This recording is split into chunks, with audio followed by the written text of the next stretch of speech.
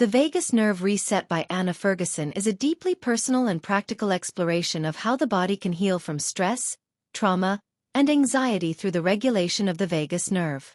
Drawing on her own life story, Ferguson recounts the aftermath of a traumatic childhood roller coaster accident that left her physically injured and psychologically fragmented. The trauma imprinted itself on her nervous system, leaving her in a chronic state of dysregulation. Despite physical healing, she remained plagued by disconnection, emotional numbness, and physiological symptoms of chronic stress.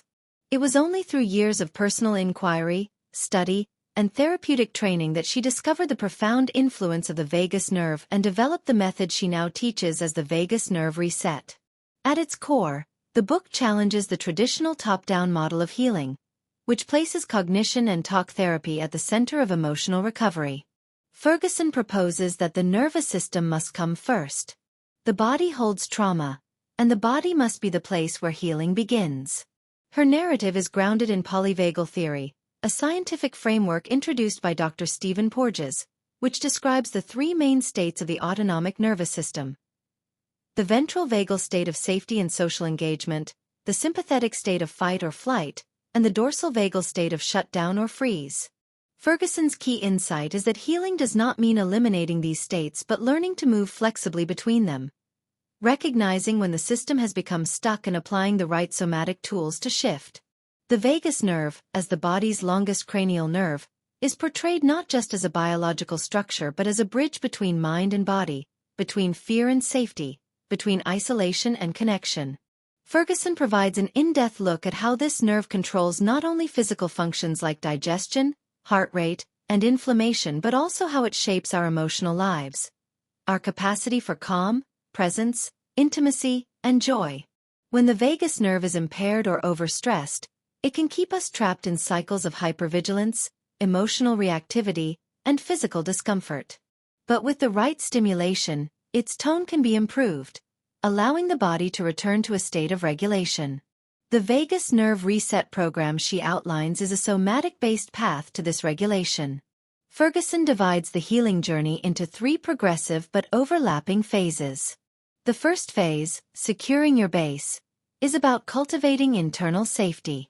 This requires recognizing signs of dysregulation, understanding personal cues of safety and danger, and beginning practices that stabilize the system, such as grounding, containment, and gentle mindfulness. The second phase, reclaiming your body, invites the reader to come back into relationship with physical sensation. Ferguson emphasizes interoception, or the ability to sense what's happening inside the body, as the foundation of this phase. Movement, breath, touch, and stillness become tools to release stored trauma and build tolerance for sensation. The third phase, using your superpower, helps translate the insights and resilience built in the earlier stages into everyday life. This includes the use of heart rate variability tracking, consistent breathwork, social engagement, and lifestyle routines that support nervous system health. Ferguson is careful to situate these practices within a wider understanding of modern life. She notes how chronic overstimulation, digital noise, social pressure, disconnection from nature, has created an epidemic of dysregulation. Many people today live in a near-constant state of sympathetic arousal or dorsal shutdown, even if they are unaware of it. These states are not psychological weaknesses but physiological responses to overwhelming circumstances. The book gives readers permission to stop pathologizing themselves and instead to begin gently observing their bodies with curiosity and compassion. One of Ferguson's strongest contributions is her framing of trauma as something held in the body, not just in the story. She encourages readers to stop chasing intellectual clarity and instead cultivate felt experiences of safety. The language of the book is warm, personal, and empowering. Ferguson is not interested in making her readers feel broken or clinical. Instead, she treats every reader as someone with innate wisdom, someone whose body already knows how to heal but has forgotten the path. The book is rich in scientific explanation yet accessible in tone.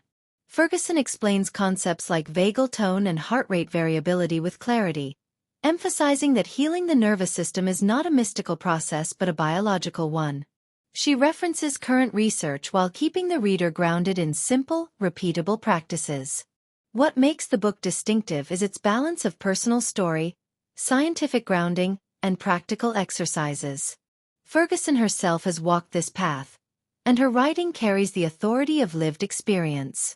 The conclusion of the book returns to the idea of reclamation, not of who we once were before trauma, but of who we are becoming through the process of healing. Ferguson affirms that healing is not about erasing the past but about forging a new relationship with the body, one based on trust, responsiveness, and patience. The vagus nerve is not merely a physiological structure but a reminder that we are biologically wired for safety, connection, and joy. With the right tools and consistent practice, it is possible to move out of survival mode and into a life of regulation, presence, and agency. Ultimately, The Vagus Nerve Reset is not a book to be read once and set aside. It is a manual for nervous system literacy, a companion for those who want to stop fighting their bodies and begin listening to them. It speaks not just to those with trauma histories but to anyone living in a world that pulls them out of their body and into overwhelm. Ferguson offers not just a method, but a movement. One in which healing begins not in thought but in breath, sensation, and movement. Her invitation is clear.